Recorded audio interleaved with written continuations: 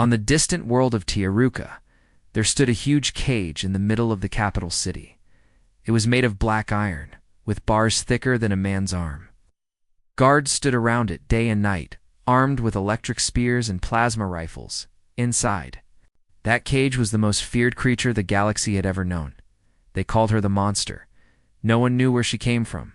No one knew her real name. They just said she was dangerous, deadly, unstoppable. Parents warned their children never to go near the cage. Merchants refused to set up their stalls nearby. Even the bravest warriors avoided the place, because everyone believed that if the monster ever escaped, the city would burn. People said she had killed hundreds, that she had torn through armies, that she drank the blood of her enemies, but no one had actually seen her fight. They only heard stories, and stories grow darker with every telling. Inside the cage, the monster sat silently. Her body was tall and strong, her skin covered in dark scales like armor. Her claws were sharp, her eyes glowing red like fire in the night. She had chains wrapped around her wrists and ankles. She barely moved. She just sat, staring at the ground. She never spoke, never screamed, never cried. People wondered why she didn't try to break free. They didn't know that the chains were not just metal. They were energy restraints that burned her every time she struggled. She learned long ago that fighting only brought pain. So she stopped. She waited. But for what? She didn't know. Then one day everything changed. A human arrived. His name was Ethan. He was not a soldier, not a merchant, not a leader. He was just a traveler. A curious man who didn't believe in stories. When he heard about the monster in the cage, he didn't feel fear. He felt curiosity. Why does everyone fear her? Ethan asked a local. Because she's a killer, the man replied.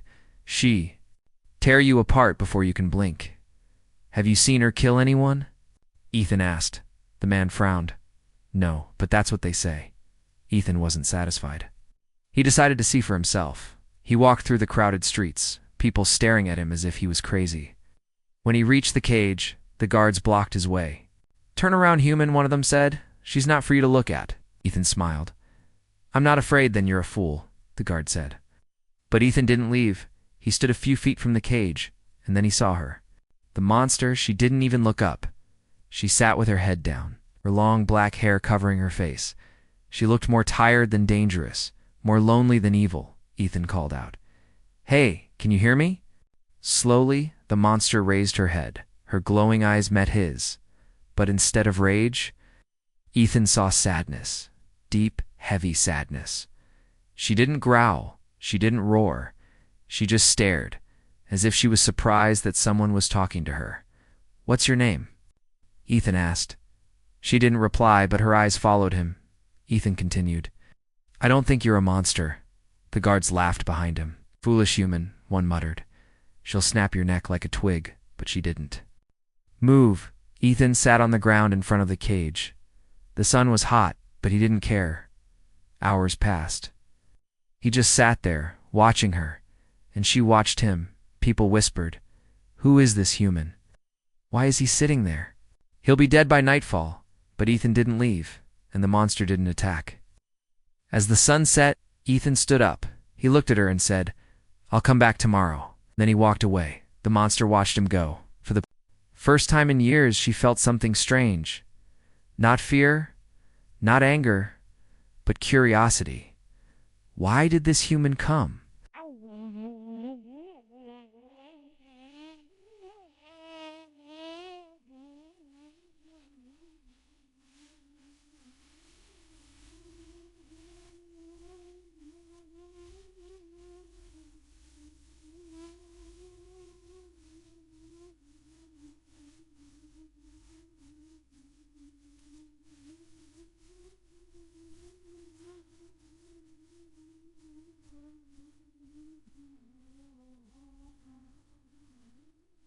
Why'd you... That night, as the city slept, the monster sat quietly, but her mind was awake. She remembered his face, his voice, his eyes.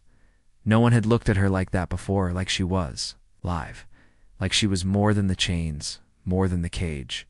She didn't know yet, but her life was about to change. Because Ethan was not like the others, and he was coming back to see her again, and maybe, just maybe, to free her. Asterisk, when the first light of dawn touched the sky, the monster was already awake. She didn't know why she felt restless. For years, no one had dared to speak to her, but now, that strange human's voice echoed in her mind. He said he would return. But promises were just words. No one ever kept them yet. As the morning grew brighter, footsteps echoed down the stone path. Slow and steady, it was him, Ethan, the human who didn't fear her. He carried no weapons, no armor, just his calm gaze. And a small bag. The guards laughed when they saw him. "You're back, human? Want to lose your life today?" But Ethan didn't answer. He only looked at the figure behind the bars. The monster was standing this time, chains clinking with every small movement. She watched him approach, her red eyes locked on his. Ethan smiled gently. "I told you I'd come back," he said, sitting cross-legged in front of the cage again. Without a word, he opened the bag. He pulled out a small container of water and some fruit. He placed them near the bars. "You must be thirsty," he said. She stared at the offering but didn't move. The guards sneered, "She won't eat that." "She eats flesh," one joked, but Ethan ignored them. "Why are you chained here?" Ethan asked softly. The monster remained silent, but her eyes flicked. To the guards, then back to Ethan. He understood. "They hurt you when you speak, don't they?" He whispered. She didn't nod, but the pain in her gaze was answer enough. Ethan's heart ached. She wasn't a wild beast. She was a prisoner, a victim. He leaned closer and said, "My name is Ethan. I'm human. I came from another world. I just want to know your story." Still no answer, but she listened. And that was enough for Ethan to keep trying. "I've read about you," he continued. "They say you killed armies, destroyed cities. Is that true?" She blinked slowly. Then, in a voice so soft, it was almost a breath, she said, "No, it was just one word," but it struck Ethan like thunder. He smiled. "So the stories are lies." The monster lowered her head. "They made me," she whispered. Ethan leaned forward. "Made you? Who?" She didn't answer. Her eyes darted again to the guards. Fear and pain mixed in her expression. Ethan realized this conversation couldn't continue here. He needed a plan. "Tomorrow," he said, standing up. "I'll come back tomorrow. I'll find a safer way to talk." She looked at him silently, but as he turned to leave, she whispered one more word. "Lysara." Ethan stopped. He turned. "What?" "My name," she said, her voice fragile. "I am Lysara." For the first time, the monster had a name. And for Ethan, she was no longer a monster. She was a person. He smiled warmly. "Thank you, Lysara. I'll come back, I promise." As Ethan walked away, the guards watched with amused eyes, but Lysara stood at the edge of the cage, her fingers brushing the cold iron bars. No one had called her by name in years. No one cared to ask, but this human did, and though she didn't understand why, she wanted to believe him. That night, Lysara didn't sleep. She stood in her cage, looking at the stars. Somewhere out there, another world existed, and somewhere out there was a human who didn't see a monster, but someone worth knowing. Ethan returned to his small room in the city. His mind raced. He needed to know more. Why was she made? Who did this to her? And why was the truth buried under fear? He decided then, tomorrow, he would find answers, and he would return to Lysara, because she was not just a story. She was real, and she was waiting. The night was quiet, but Ethan's heart was not. He stared at the ceiling of his small room, his mind racing. The name Lysara echoed in his head like a forgotten melody. No monster deserved a name that beautiful. No creature deserved eyes. Filled with sadness instead of rage, he had to know the truth. But the truth was always hidden in places where no one dared to look. By midnight, Ethan stood outside the Grand Archive, a giant building made of dark stone, guarded by patrols. Only officials were allowed inside, but Ethan was not going to wait for permission. He had learned the guards' routines. He waited. In the shadows, when the patrol passed, he slipped through a side door left unlocked for air circulation. Inside, the air smelled of dust and secrets. Rows of glowing data tablets lined the shelves. Ethan searched for anything marked prisoners or experiments. His fingers trembled. What if he was wrong? How? What if Lasara really was a monster? But his heart told him otherwise, and he trusted that feeling. Hours passed, then he found it. A thick tablet marked with a red symbol, the mark of forbidden knowledge. He tapped it. A holographic file opened, and what he saw chilled his blood. Project Wraith. That was her Lasara. She wasn't born. She was created in a laboratory funded by the planet's rulers. They had mixed alien species, grafted metal into bone, designed her to be a living weapon, but something went wrong. She refused. To kill, she was supposed to obey commands, but she resisted, instead of destroying her. The leaders decided to use her as a warning. They spread lies saying she was a threat to all. They locked her up, told the people she was a savage beast. And over time, the people believed it because it was easier to fear than to question Ethan's. Hands clenched, they did this to her. They broke her body, chained her mind, killed her soul. He couldn't stay silent, but what could he do? No one would believe him unless he showed them the truth. Suddenly, footsteps echoed through the archive. Ethan's heart froze. Guards. He grabbed the data tablet, stuffed it in his bag, and slipped deeper into the shelves. The guards' voices grew closer. If anyone's here, we'll gut them, one said. Ethan's breath was shallow. He crouched behind a pillar, waiting for the footsteps to fade. Minutes felt like hours. Finally, silence returned. Ethan escaped through the back, into the cold. Night, he didn't stop running until he reached his room. There, in the safety of darkness, he read the files again. Every word, every image of her creation. Her suffering, his anger burned. They called her monster. But the real monsters were the ones who made her. Morning came. Ethan returned to the cage. Lysara was waiting, standing close to the bars. Their eyes met. Without a word, Ethan pulled the tablet from his bag and showed her the files. Lysara's. Hands trembled as she stared at the glowing images. She looked up at Ethan, her voice shaking, now. Yes, Ethan said. I know everything. Lysara, she looked away, her voice bitter. Now you understand why they hate me. They fear you because you didn't become their weapon, Ethan said. That makes you stronger than them. For the first time, Lysara smiled. It was small, almost broken, but it was real. Ethan stepped closer. I'll find a way to free you. He promised. Lysara shook her head. They'll kill you for trying.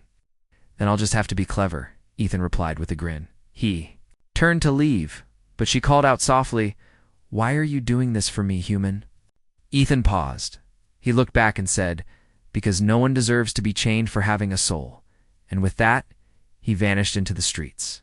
Lysara stood still, her fingers brushing the bars. For the first time in her life, she didn't feel like a monster. She felt seen, and she waited, because she knew Ethan was not finished yet. That night. Something strange happened inside the monster's cage.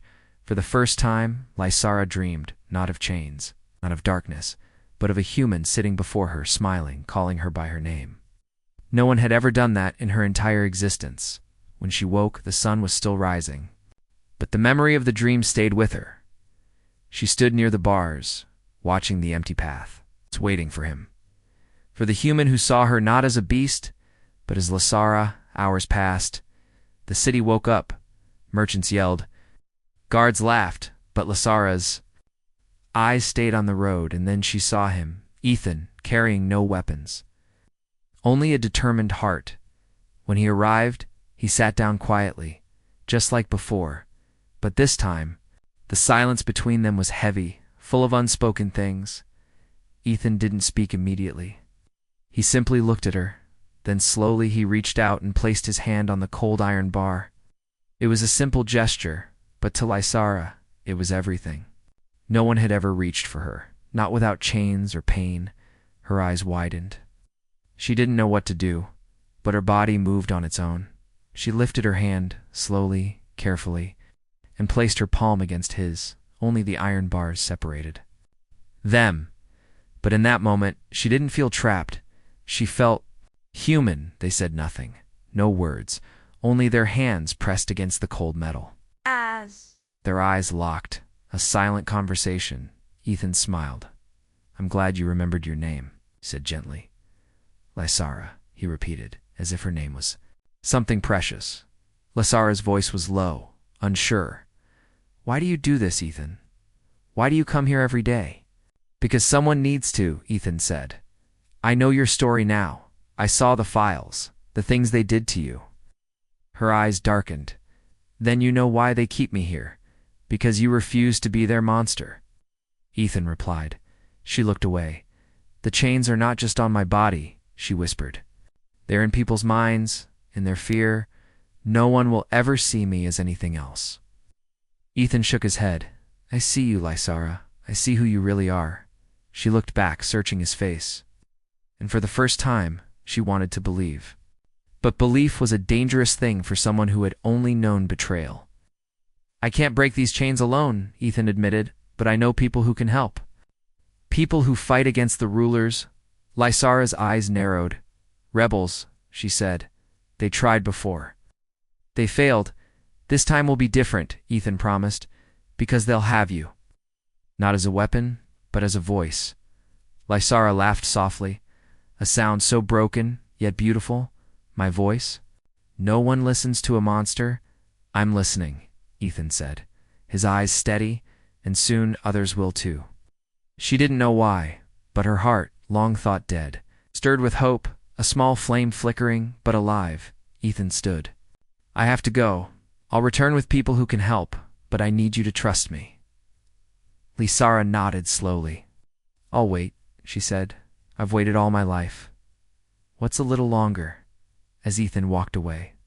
Lysara pressed her forehead.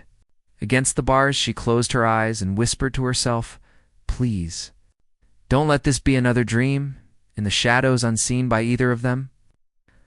A guard watched, his eyes narrowed, a human talking to the monster. That was dangerous, too dangerous. He quietly walked away to inform the rulers, because if there was one thing they feared more than the monster's strength, it was the monster finding a friend. Somewhere deep beneath the city, in the tunnels, no one dared to map.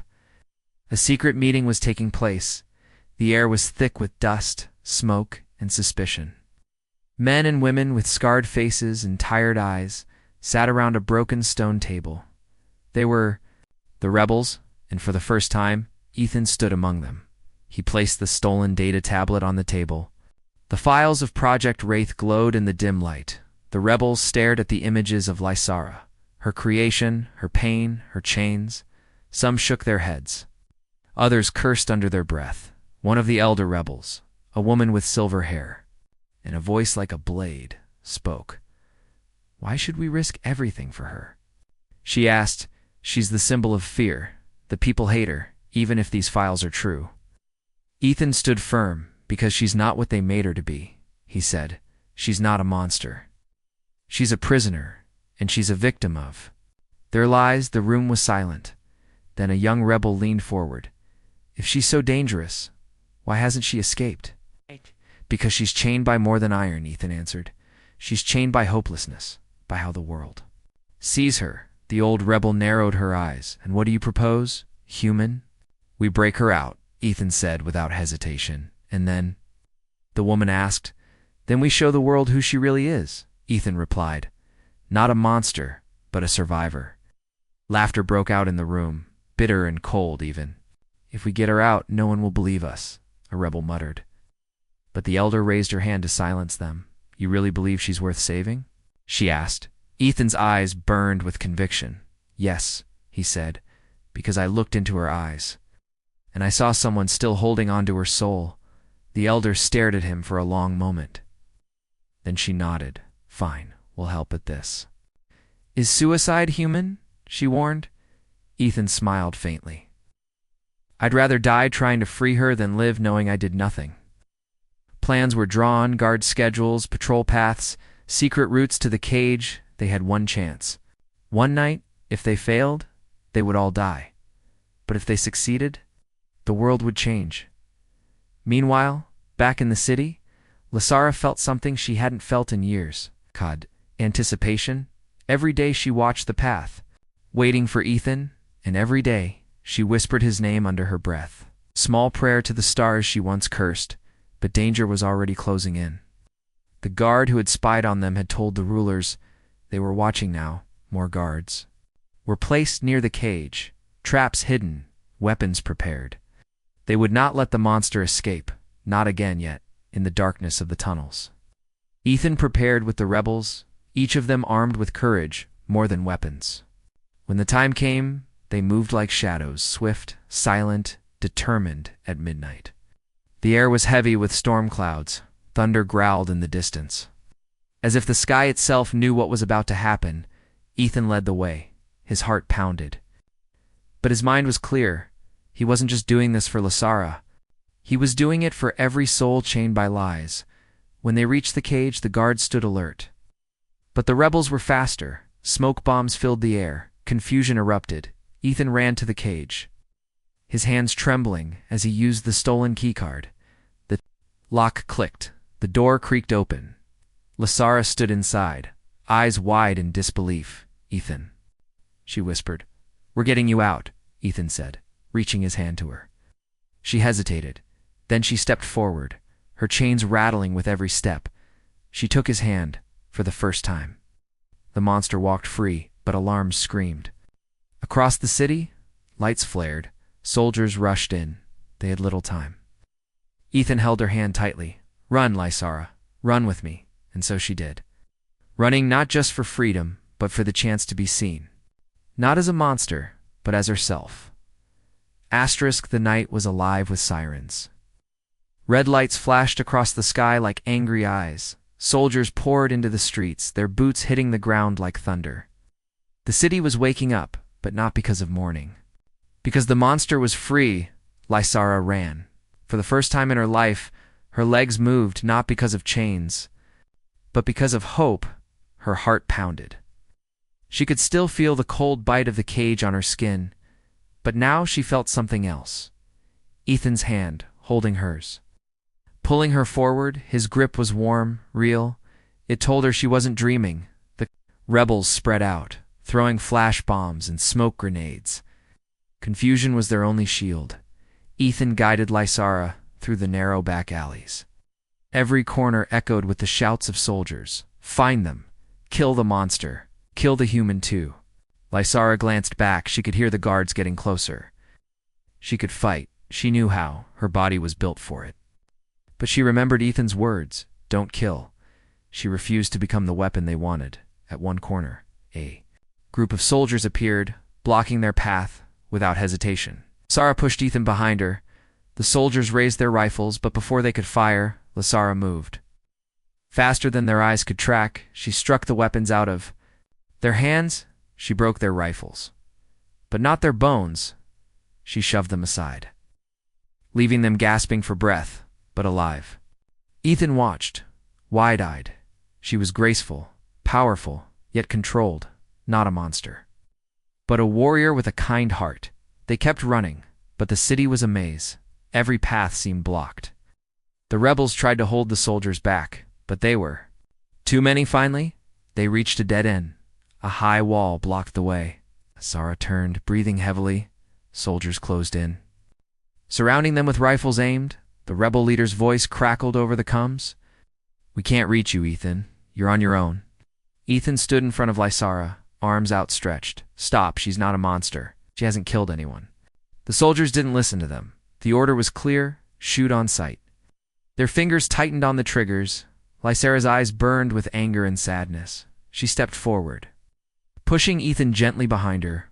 "I won't let them kill you," she said.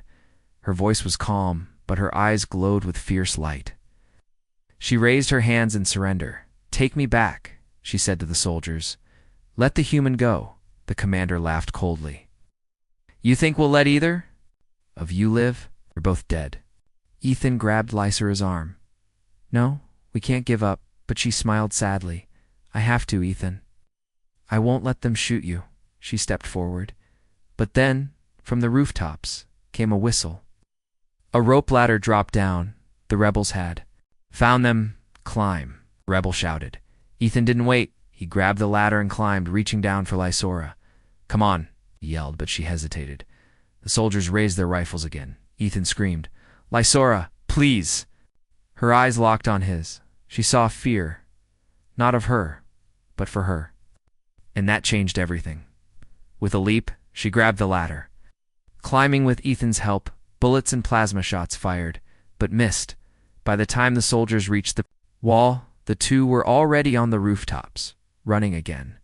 The rebels guided them through hidden paths over the city, until at last they reached the rebel hideout, deep underground, safe for now. Lysara collapsed, her body exhausted but her spirit burning. Ethan knelt beside her. "We made it," he said. Smiling through heavy breaths, she looked at him, her voice soft. "Why did you come back for me?" Ethan chuckled. "Because you're not a monster, Lysara. You're a person, and you deserve to be free." She smiled, weak but genuine, and for the first time, she whispered, "Thank you, Ethan." But deep in the city, the rulers watched through. Their spy drones, their prized creation, had escaped. And now the hunt would begin, because nothing terrified them more than a monster who was learning to be human. For the first time in her life, Lysara felt the wind of freedom on her face.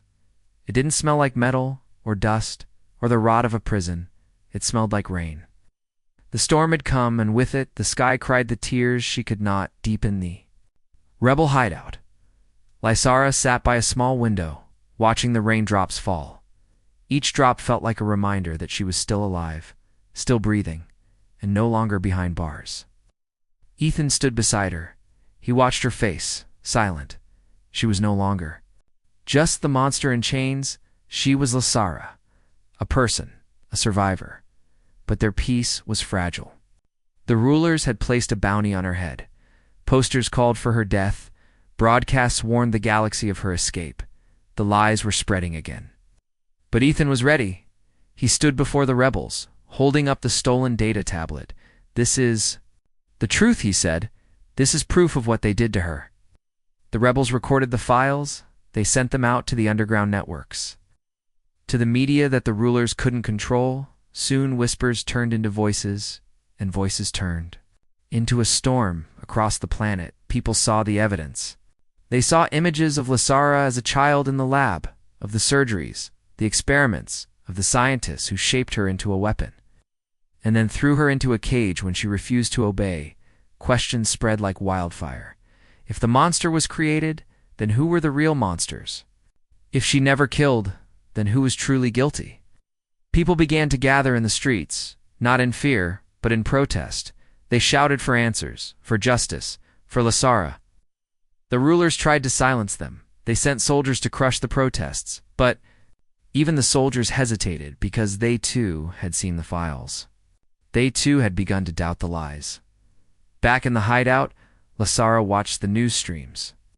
She saw her face everywhere, but not as a beast, as a victim, and something inside her changed. She stood up, her chains still wrapped around her wrists. "Like old scars, I have to speak," she said. Ethan looked at her. "Are you sure?" She nodded. "If I stay hidden, they'll keep controlling the story. But if they see me, hear me, maybe they'll understand."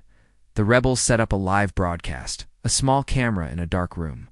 The light turned on, and for the first time, the galaxy saw Lysara speak. She looked into the camera, her voice steady. "My name is Lysara," she said. "I was made to be a weapon, but I chose not to kill. They called me a monster because I refused to become what they wanted." Her eyes burned with truth. "I don't want revenge. I want freedom. Not just for me, but for anyone who has been." Caged by lies, the broadcast spread everywhere. People wept, some were silent, ashamed of the fear they had believed in. And in that moment, the monster became a symbol. Not of terror, but of courage. The rulers tried to shut the feed down, but it was too late. The world had seen her. The truth could not be chained. Days later, the rulers fell. Their lies crumbled under the weight of truth. Lysara walked free under the open sky, no longer a prisoner, no longer alone. Ethan walked beside her. He smiled. "You changed the world," Lysara looked up at the stars. "No," she said gently. "You did." Ow. when you chose to touch the monster, and together they walked into a new dawn where fear was no longer the master, and where even the most feared could finally be free.